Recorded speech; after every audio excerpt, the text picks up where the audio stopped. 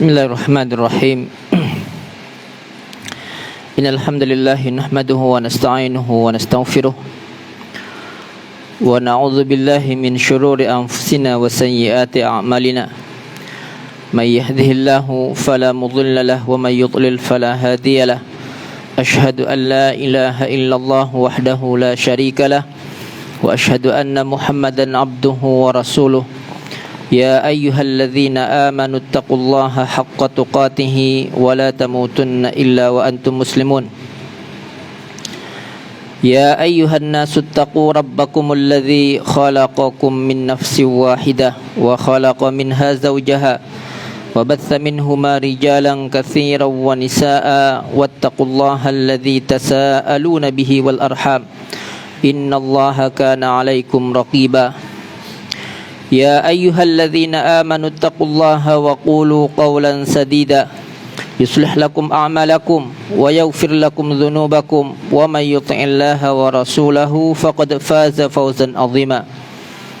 Amma ba'du fa inna asdaqal hadithi kitabullah wa khairal hadi hadi Muhammadin sallallahu alaihi wa alihi wasallam wa syarral umuri muhdatsatuha fa inna kulla muhdatsatin bid'ah wa kulla bid'atin dhalalah wa kulla dhalalatin finnar. Kita lanjutkan kajian tentang beberapa hal yang berkaitan dengan ilmu, yang berkaitan dengan masalah ilmu. InsyaAllah pada malam hari ini kita akan membahas tentang masalah bab tentang larangan menyembunyikan ilmu. Jadi kalau ilmu itu ada dan kita tahu, hendaknya disampaikan, diberitahu. Apalagi ada orang yang bertanya dan kita mengetahui jawabannya, sampaikan setahu kita. Jangan melebihi kapasitas kemampuan kita, setahu kita yang kita sampaikan. Karena itu Rasulullah sallallahu alaihi wasallam mengatakan balighu anni walau ayah, sampaikan dariku meskipun hanya satu ayat. Jadi kewajiban kita itu menyampaikan apa yang kita tahu. Jangan lebih dari apa yang kita tahu. Yang enggak tahu jangan disampaikan, yang tahu saja. Qala Allah Ta'ala, Allah Subhanahu wa Ta'ala berfirman, Innal ladzina yaktumuna ma anzalna minal bayyinati wal huda min ba'di ma bayyanahu lin-nasi fil kitabi ulaika yal'anuhumullahu wa yal'anuhumul la'inun. Sesungguhnya orang-orang yang menyembunyikan apa yang telah kami turunkan dari al-bayyinat, penjelasan, wal huda dan petunjuk, min ba'di ma bayyanahu lin-nas, setelah hal itu kami jelaskan untuk manusia di dalam kitab. Maka mereka yang menyembunyikan apa yang telah Allah turunkan itu, ulaika yal'anuhumullahu wa yal'anuhumul la'inun. Mereka itulah orang-orang yang dilaknat oleh Allah Subhanahu wa Ta'ala, dan mereka itu adalah orang-orang yang dilaknat oleh yang melaknat. Segala sesuatu yang melaknat akan melaknat dia. Terutama Allah Subhanahu wa Ta'ala akan melaknat orang-orang yang menyembunyikan ilmu. Jadi termasuk kewajiban orang yang berilmu menyampaikan apa yang diilmuinya. Kemudian Pak, kalau kita ditanya tentang sesuatu yang kita memang enggak tahu, kita katakan tidak tahu. Jangan takalluf, jangan memaksakan diri untuk menjawab sesuatu yang kita tidak tahu.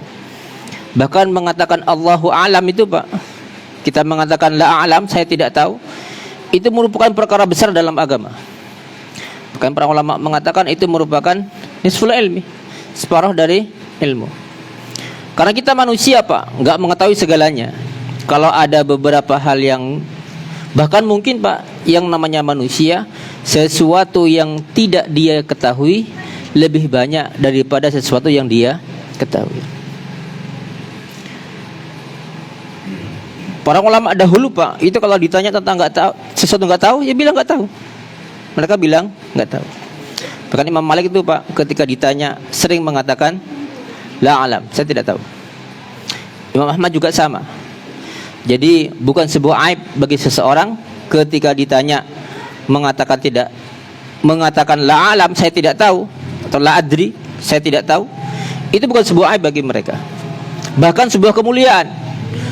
Kalau sampai dia memaksakan diri untuk menjawab sesuatu yang dia tidak mau, tidak tahu Pak, itu sebuah aib bagi dia. Bahkan bisa menjadi sebuah bencana bagi dia.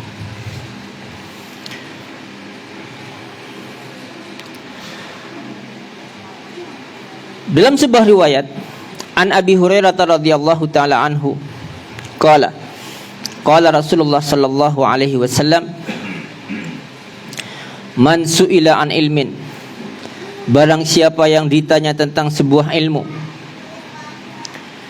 fakatamahu, kemudian dia menyembunyikan, dia tahu cuma dia sembunyikan, aljamahullahu bilijamin min nar yaumal qiyamah, maka Allah Subhanahu wa taala akan mengikat dia dengan tali kekang yang terbuat dari api neraka. Ini ancaman Pak bagi mereka yang mengetahui ilmu, ditanya tentang ilmu tapi dia menyembunyikan. Kecuali menyembunyikan untuk sebuah kemaslahatan Pak, menyembunyikan untuk sebuah kemaslahatan, maka dia tidak mengapa. Seperti hadis apa namanya? Hadisnya Mu'adz Pak tentang masalah haqullahi 'alal ibad wa haqqul ibad 'ala Allah. Itu Pak Rasulullah sallallahu alaihi wasallam suatu saat bertanya kepada Mu'adz bin Jabal, "Ya Mu'adz, atadri ma haqqullahi 'alal ibad wa ma haqqul ibadi 'ala Allah?" Qultu Allah wa rasuluhu a'lam. Allah yang lebih, apa hak Allah, ma haqqullahi 'alal ibad, apa hak Allah yang harus ditunaikan oleh hamba, dan apa hak hamba yang akan ditunaikan oleh Allah Subhanahu wa taala. Maka Mu'adz mengatakan Allah wa rasuluhu a'lam. Allah dan rasulnya yang lebih tahu. Kemudian Rasulullah sallallahu alaihi wasallam mengatakan haqqullahi 'alal ibadi ay ya'buduhu wa la yusyriku bihi syai'a. Hak hamba, hak Allah yang harus ditunaikan oleh hamba adalah apa? Mereka beribadah hanya kepada Allah dan tidak mensekutukan Allah dengan sesuatu apapun. Kemudian wa haqqul ibadi 'ala Allah, dan hak hamba yang akan ditunaikan oleh Allah ketika mereka menunaikan hak Allah apa? Alla yu'adzibah man la yusyriku bihi syai'a. Allah tidak akan mengazab orang yang tidak mensekutukan Allah dengan sesuatu apapun. Maka Mu'adz bin Jabal Pak ketika mendengar hadis ini Pak sangat bahagia sekali. Maka Mu'adz mengatakan kepada Nabi, "Ya Rasulullah, afala ubasyirun nas?" Ya Rasulullah, bolehkah hal ini aku kabarkan kepada manusia? Maka Rasulullah mengatakan, "La, jangan. Fayattaqil, la tubasyirhum fayattakilu." Jangan kamu beritahu dulu mereka. Takutnya mereka yang penting tidak musyrik meninggalkan amal. Karena mereka baru masuk Islam. Mu'adz bin Jabal Pak menceritakan hadis ini menjelang beliau meninggal. Kenapa Mu'adz bin Jabal menceritakan hadis ini Pak? Takut dikatakan menyembunyikan ilmu. Jadi menjelang beliau meninggal, hadis ini beliau sampaikan ta'assuman karena takut dosa. Kenapa? Ada sebuah ilmu yang hanya dia yang punya Pak, yang tidak dimiliki oleh orang lain. Jadi dia khawatir Pak, berdosa. Oleh karena itu Pak, dia menyampaikan hadis ini menjelang wafat beliau. Ta'assuman karena beliau takut dosa. Dalam riwayat yang lain Pak, hadis yang senada, jadi tentang orang yang ditanya tentang ilmu, tentang yang menyembunyikan ilmu. Kalau yang pertama tadi itu Pak, orang ditanya tentang sebuah ilmu, dia menyembunyikan. Kalau yang ini enggak. Wa an Abdullah bin Umar radhiyallahu taala anhuma anna Rasulullah sallallahu alaihi wasallam qala, man katama ilman, barang siapa yang menyembunyikan sebuah ilmu, aljamahullahu yaumal qiyamati bilijamin minnar, maka Allah Subhanahu wa taala akan mengikatnya dengan tali kekang yaumal qiyamah, pada hari kiamat, bilijamin minnar, dengan tali kekang dari api neraka. Ini merupakan sesuatu yang bagi hampir semua penuntut ilmu mengerti Pak, bahwasanya menyembunyikan ilmu adalah sesuatu yang tercela. Sampaikan saja sudah. Sampaikan saja. Perkara orang nerima apa anda, itu bukan urusan kita. Kewajiban kita hanya menyampaikan. Cuma kita Pak kalau menyampaikan ilmu juga harus tahu Pak, orang-orang yang kita omong itu siapa. Jadi kalau kita menyampaikan ilmu Pak, itu harus dari yang kecil Pak ke yang besar. Jangan langsung digebiak uyah Pak, jangan Pak. Jangan. Kadang-kadang ada beberapa orang Pak, yang dia itu kalau kita sampaikan tentang sesuatu, itu kadang-kadang salah tangkap, atau karena akalnya tidak mampu untuk memahami, nanti bisa jadi dia akan salah paham. Dalam kondisi seperti ini Pak, pihak yang berbicara harus tahu kondisi. Berapa banyak Pak ada orang menyampaikan kebenaran, setelah disampaikan kebenaran itu kadang-kadang menimbulkan apa? Menimbulkan masalah. Jadi kalau kita ingin menyampaikan sebuah masalah Pak, kita harus tahu kondisi. Kemudian babun nahyi 'anil ilmi alladzi la yuntafa'u bihi.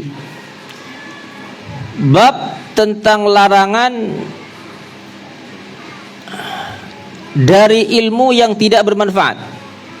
Jadi kalau kita belajar ilmu Pak, harus belajar ilmu yang bermanfaat. Yang gak bermanfaat jangan dipelajari, nggak ada gunanya Pak, nggak ada manfaatnya. Ilmu itu Pak akan dikatakan bermanfaat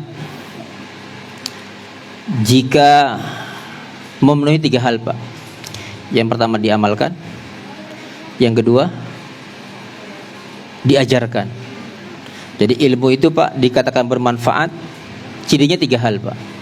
Yang pertama diamalkan, yang kedua diajarkan, yang ketiga bisa merubah dari tidak baik menjadi baik. Itu bermanfaat namanya Pak. Kalau ilmu ini Pak salah satu dari 3 ini tidak ada Pak, berarti ilmu yang tidak bermanfaat.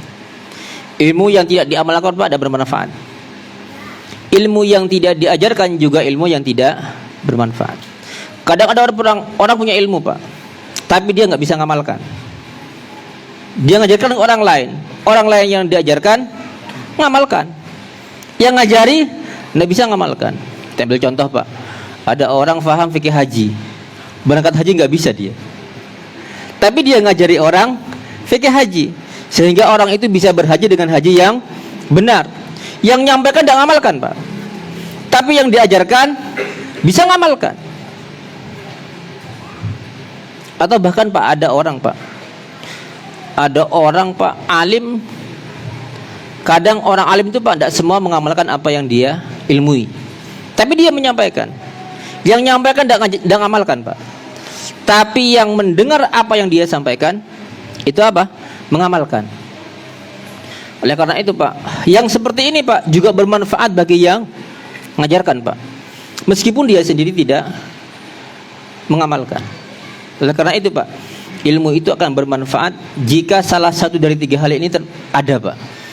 Pertama diamalkan, yang kedua diajarkan, yang ketiga merubah dari yang tidak baik menjadi baik. Kita Pak umpamanya kita mendengar sebuah hadis tentang masalah haramnya hasad semuanya Pak. Ya ilmu itu Pak akan bermanfaat kalau kita dengan hadis itu kita tidak hasad lagi. Atau kita ngajarkannya Pak. Kalau kita ngajarkan, hal itu bisa menjadi apa? Amal jariah kita. Bisa menjadi amal jariah kita. Kemudian ilmu tentang hasad itu Pak harus merubah sikap kita. Mungkin yang pertama kadang-kadang hasad berubah menjadi tidak apa? Tidak pernah hasad lagi. Itu namanya Pak ilmu yang bermanfaat. Makanya Pak para ulama dahulu itu Pak kadang-kadang sama orang tua mereka dikasih uang mereka Pak. Ini uang sekian, cari hadis. Kalau dengan hadis yang kamu dapatkan kamu berubah, teruskan belajar. Tapi kalau tidak, nggak usah belajar katanya. Kenapa? Karena ternyata ilmu yang mereka dapatkan tidak merubah akhlak mereka. Oleh karena itu Pak, termasuk bagian dari ta'zim kita terhadap ilmu yang kita miliki adalah apa? Mengamalkan. Ilmu itu Pak kalau diamalkan, ilmu itu dihormati. Apa ya? Karena ilmu itu kayak teman Pak. Kalau teman itu kita hormati Pak, betah nggak dia dengan kita? Betah. Tapi kalau ilmu itu, kalau kita punya teman Pak, tidak kita hormati, kita remehkan dia, bahkan kita sia-siakan dia, betah nggak bareng kita? Enggak. Sama dengan ilmu Pak. Kalau ilmu itu kita amalkan, maka ilmu akan betah dengan kita. Apalagi diamalkan plus diajarkan. Karena mengajarkan ilmu itu Pak merupakan sedekah ilmu. Sedekah ilmu.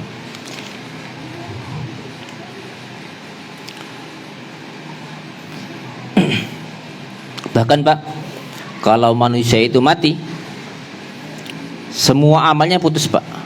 Semua amal yang telah dia lakukan itu tidak memberikan pahala lagi buat dia, kecuali 3 hal. Yang pertama sedekah jariyah. Yang kedua, ilmu bermanfaat. Jadi kalau kita Pak mengajarkan orang Pak dengan sebuah ilmu, orang itu mengamalkan, kita mati Pak, selama ilmu diamalkan tetap apa? Kita dapat. Bahkan seandainya orang itu mengajarkan lagi Pak ke bawah, dari orang yang kita ajar dan orang yang dia ajar, kita dapat Pak. Oleh karena itu Pak, selama ada orang Islam yang mengamalkan agama ini Pak, Rasulullah Sallallahu Alaihi Wasallam tetap mendapatkan pahala orang yang mengamalkan agama ini. Kenapa? Karena Rasulullah Sallallahu Alaihi Wasallam adalah perantara antara Allah Subhanahu Wa Taala dengan hamba-hambanya. Oleh karena itu Pak, sebuah ilmu Pak, kalau baik diajarkan seperti itu pahalanya. Begitu juga keburukan Pak. Kalau keburukan itu diajarkan ke orang Pak, selama orang itu mengajarkan Pak, yang ngajarkan dapat apa enggak? Dapat. Kalau dia ternyata yang diajarkan punya murid lagi Pak, dapat enggak dia? Dapat. Oleh karena itu Pak, setiap ada pembunuhan di muka bumi, anak Adam, si Qabil, dapat enggak dosanya?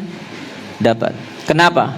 Karena dialah yang mensunnahkan pembunuhan pertama kali. Oleh karena itu Pak, hendaklah kita berhati-hati Pak, kalau hendak mensunnahkan sebuah perbuatan, perbuatan ini haram apa halal atau masyru'. Seandainya Pak ada sebuah kampung, di kampung itu tidak ada orang zakat, kemudian sampai ngajak mereka berzakat, karena itu adalah perintah Allah Subhanahu Wa Taala. Bahkan sampai ngasih contoh Pak agar mereka berzakat.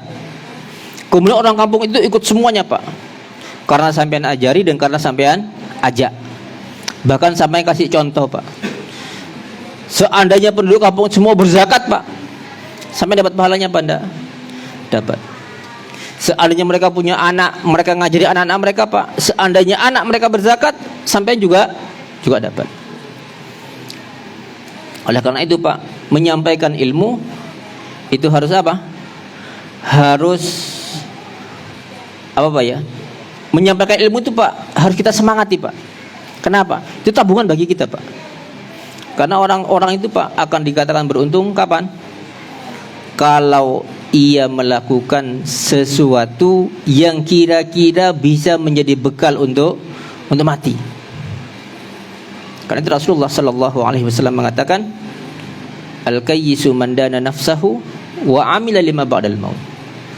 Orang yang beruntung itu adalah orang yang menghisap dirinya dan ia melakukan perbuatan-perbuatan yang bisa menjadi bekal bagi dia nanti setelah mati. Menyampaikan ilmu itu, apalagi sekarang Pak, menyampaikan ilmu itu kayaknya sangat mudah sekali Pak. Kita ada flyer Pak tentang masalah ilmu Pak, tentang haramnya sesuatu.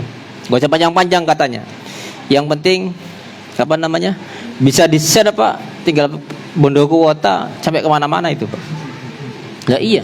Subhanallah sekarang itu Pak, menyampaikan ilmu itu luar biasa Pak. Sangat mudah sekali sekarang. Dikasih kemudahan oleh Allah Subhanahu Wa Taala. Oleh karena itu Pak, kalau kita mau memanfaatkan gadget kita Pak, manfaatkan untuk ini.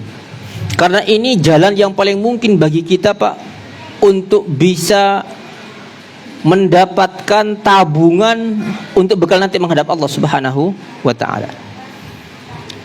Sangat mungkin sekali Pak.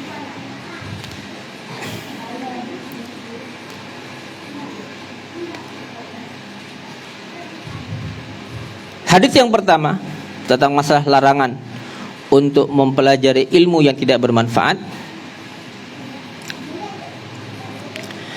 An Abi Hurairah radhiyallahu taala anhu anna Rasulullah sallallahu alaihi wasallam qala, dari Abu Hurairah radhiyallahu taala anhu bahwasanya Rasulullah sallallahu alaihi wasallam bersabda, mathalul ladzi yata'allamul ilma tsumma la yuhadditsu bihi, perumpamaan orang yang mempelajari ilmu kemudian dia tidak mengajarkan ilmu itu, kamatsalil ladzi yaknizul kanza fala yunfiqu minhu, seperti orang yang menumpuk harta kemudian dia tidak menzakatinya. Hadis ini hasan, Pak. Hadis ini hasan. Jadi perumpamaan orang yang menumpuk ilmu, Pak, kemudian tidak mengajarkannya, tidak memberitahukan ilmu itu ke orang lain, seperti orang yang menumpuk harta kemudian dia tidak menzakatinya. Kemudian, Pak, ilmu itu beda dengan harta. Kalau zakat, Pak, kalau harta itu, Pak, kalau kita punya 100 juta, kita keluarkan zakat 2,5%, dari 100 juta menjadi berapa? 97.500.000. Karena 1/40-nya. Itu harta, Pak. Tapi kalau kita punya 100 ilmu, Pak, kemudian kita infakkan 2,5%-nya, Pak, jadi berapa? 102,5. Tambah banyak dia. Karena ketika kita bersedekah ilmu, Pak, yang kita miliki berkurang apa enggak? Enggak. Tapi orang bisa memiliki apa yang kita miliki. Seandainya kita mengajarkan ke 10 orang, Pak, itu semakin banyak. Kemudian, Pak, ilmu itu, Pak, kalau kita ajarkan, itu semakin lengket, semakin kuat. Oleh karena itu, Pak, kalau sampean belajar apa saja, sudah bisa cari orang yang nggak bisa sampean ajari. Lengket itu, Pak. Coba kita belajar matematika, faham satu materi matematika. Setelah faham, Pak, kita cari anak yang nggak bisa matematika, kita ajari, Pak. Kita tambah pintar apa tetap? Enggak, tambah pintar, Pak. Tambah pintar. Sama, Pak, dengan ilmu agama. Kalau kita punya ilmu agama, Pak, kemudian ilmu itu kita ajarkan, yang kita miliki tidak berkurang, malah semakin kuat. Malah orang lain bisa memiliki apa yang kita miliki karena kita ajari. Kemudian An Abdullah bin Umar radhiyallahu taala anhu maqala, qala Rasulullah sallallahu alaihi wasallam, ilmun la yuqalu bihi, ilmu yang tidak diucapkan atau tidak diajarkan, kakanzin la yunfaqu minhu, seperti harta yang tidak dizakati. Dalam riwayat yang lain, An Zaid bin Arqam radhiyallahu taala anhu anna Rasulullah sallallahu alaihi wasallam kana yaqul, Allahumma inni a'udzubika min ilmin la yanfa'. Rasulullah sallallahu alaihi wasallam bersabda, ya Allah, sesungguhnya aku berlindung kepada kamu dari ilmu yang tidak bermanfaat. Jadi ilmu yang tidak bermanfaat yang tiga tadi itu, Pak. Yang tidak melahirkan tiga tadi itu, Pak. Tidak melahirkan amal, tidak diajarkan, dan tidak bisa merubah dari tidak baik menjadi baik.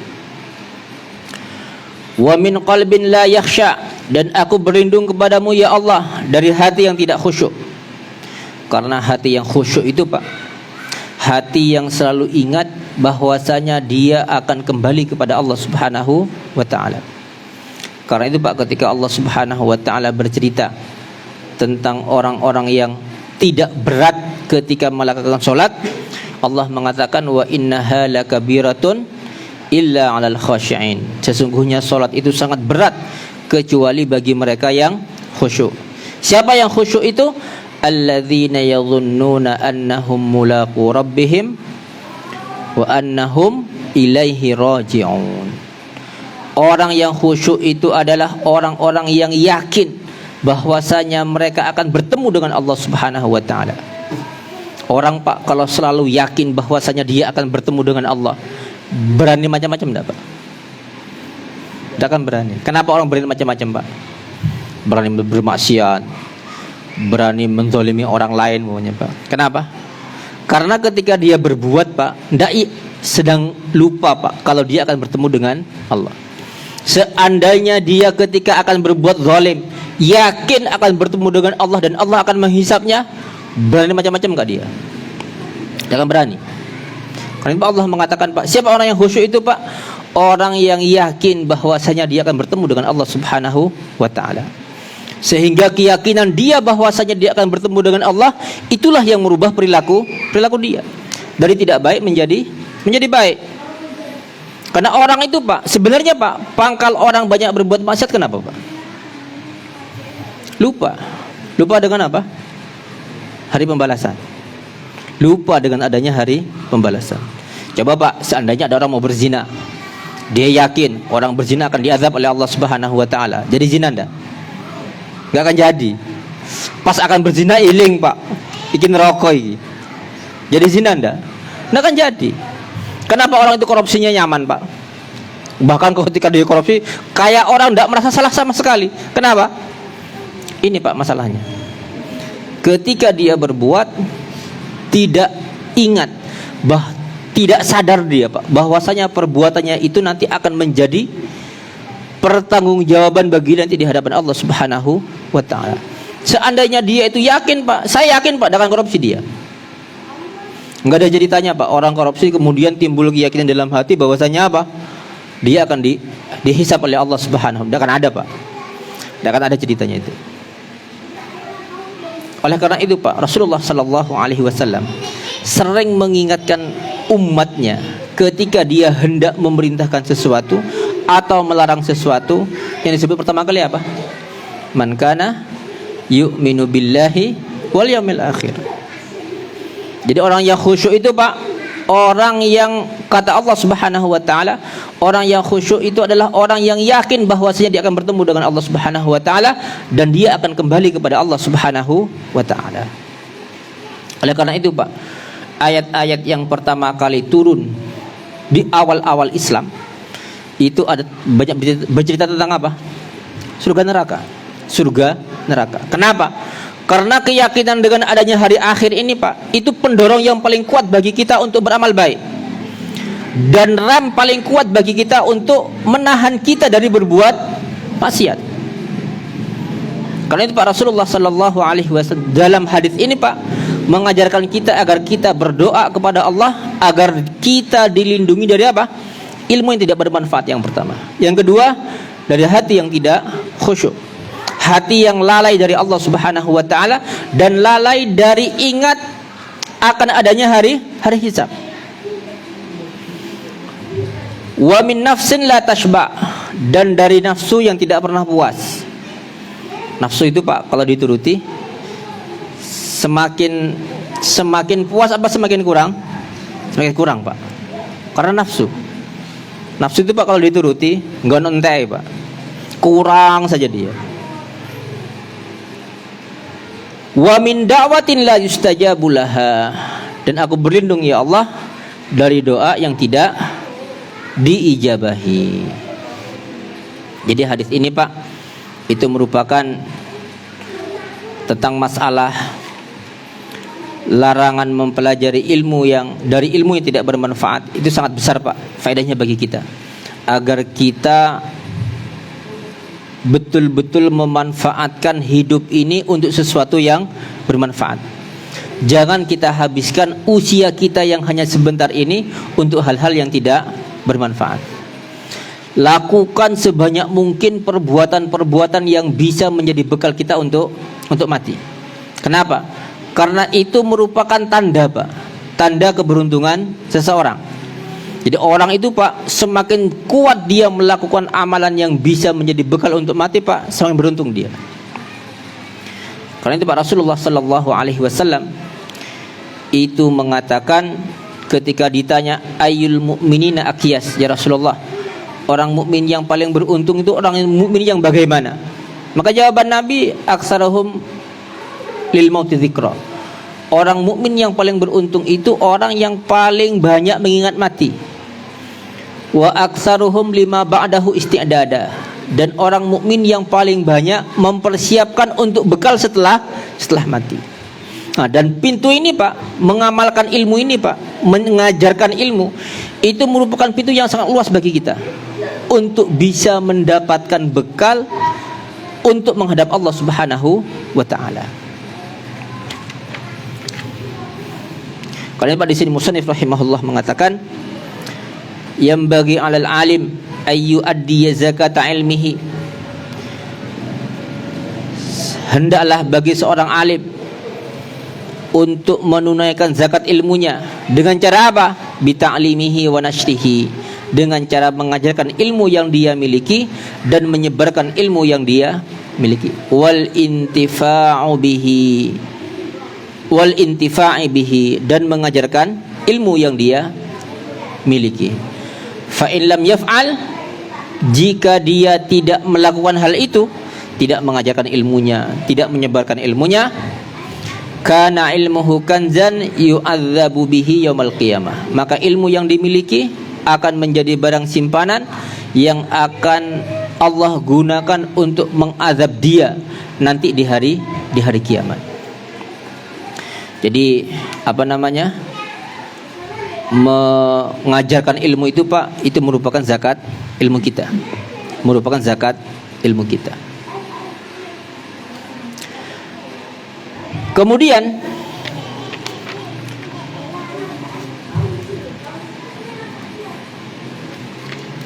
bab berikutnya, bab ini sudah hampir masuk waktu Isya Bang, nggih. Mungkin ada pertanyaan Pak sebelum kita akhiri, monggo.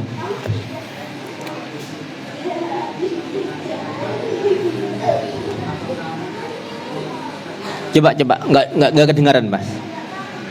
Maju.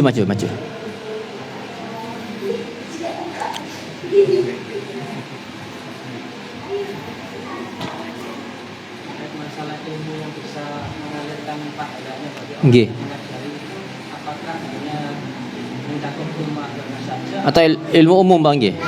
Ilmu dunia. Bagus Pak. Makasih pertanyaannya. Begini Pak.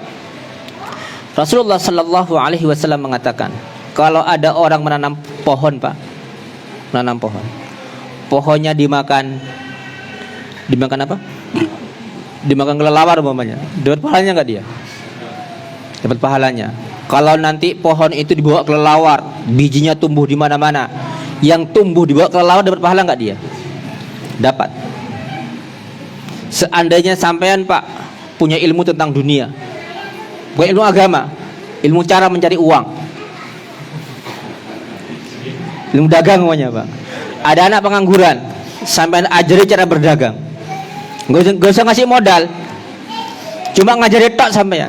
Ternyata anak itu Pak mengamalkan apa yang sampean ajarkan sehingga dia bisa menafkahi keluarga dia. Sampean dapat pahala enggak? Dapat pahala enggak? Dapat. Jadi kalau ilmu dunia Pak tergantung apa? Manfaatnya.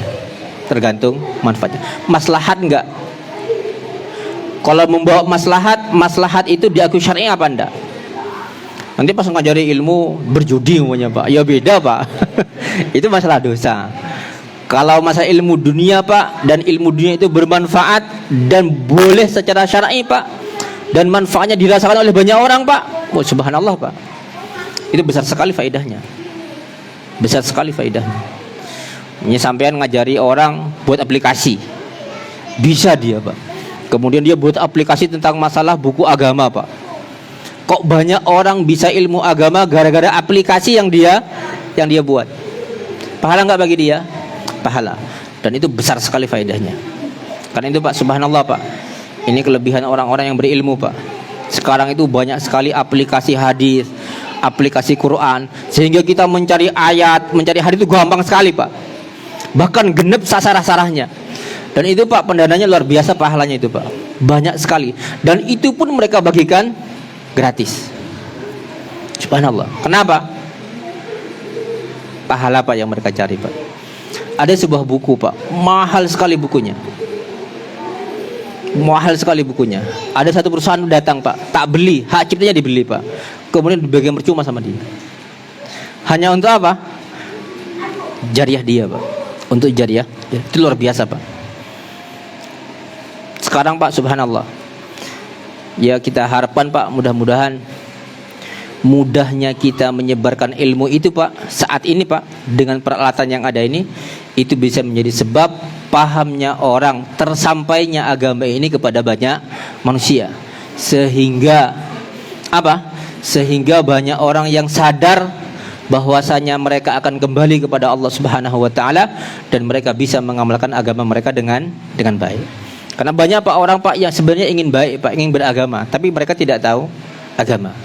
Ini kesempatan bagi kita Pak saat ini, karena menyebarkan informasi itu sangat mudah sekali bagi kita sekarang ini. Paham Mas nggih? Jadi enggak harus ilmu agama, enggak, ilmu dunia pun Pak kalau itu bermanfaat tidak masalah. Itu pun mereka akan mendapatkan pahalanya. Sama Pak dengan orang menanam pohon, sama dengan orang menanam pohon. Karena itu sebenarnya perkara dunia, tapi memberikan manfaat. Tab, ini sudah masuk waktu isya Bang nggih. Aku qauli hadza wa astaghfirullah li wa lakum innahu wal ghafurur rahim. Subhanakallahumma hamdika asyhadu an la ilaha illa anta astaghfiruka wa atubu ilaik. Assalamualaikum warahmatullahi wabarakatuh.